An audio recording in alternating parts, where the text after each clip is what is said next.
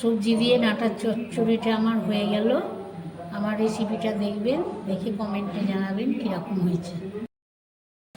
ঝর্ণার রান্নাঘরে স্বাগতম। আজকে আমি বানাবো মিষ্টি ডাঁটার চচ্চড়ি সবজি দিয়ে। জলটা গরম হয়ে গেছে, লবণ দিয়ে দিলাম। এবার আমি ডাঁটাগুলো সেদ্ধ করে দেব।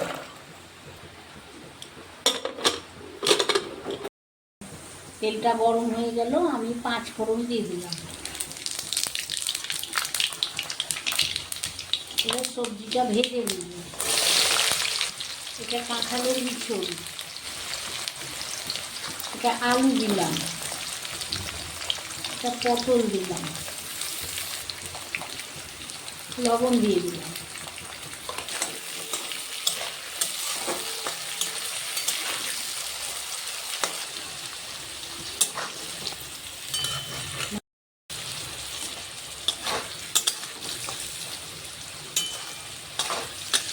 সবজিটা ভাজা হয়ে গেল, এবার তুলে নিলাম।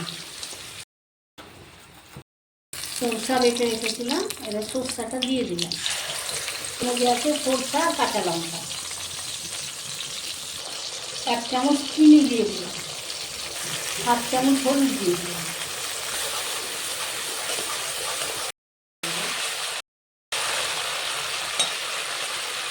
সর্ষেটা কষে নিলাম, এবার আমি ভাজা সবজিগুলো দিয়ে দিলাম। আটা সেদ্ধ করে নিয়েছিলাম, দিয়ে দিলাম।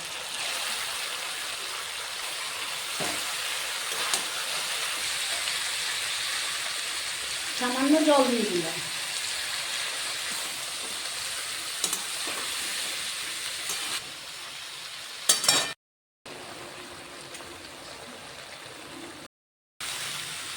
ডাঁটার রেসিপিটা হয়ে গেল, আমি এবার নামিয়ে নিলাম।